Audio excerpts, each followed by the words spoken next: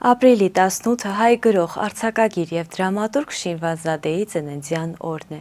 Մի անգամ Շիրվանզադեն Թիֆլիսում հանդիպում է իր հայրենակիցներից մեկին։ Նա ցանկանում է իմանալ, թե ինչով է Շիրվանզադեն զբաղվում։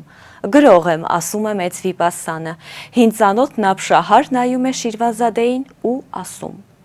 «Մարդ կա դերձակ է, մարդ կա կոշկակար կամ պայտար, մի ուրիշը գդակ կարող։ Քո արհեստի անունը ի՞նչ է»։ Իր հայրենակցի հոգու հետ խաղալու համար Շիրվանզադեն ասում է. «Վիպասան եմ»։ «Վիպասանն ի՞նչ է անում»։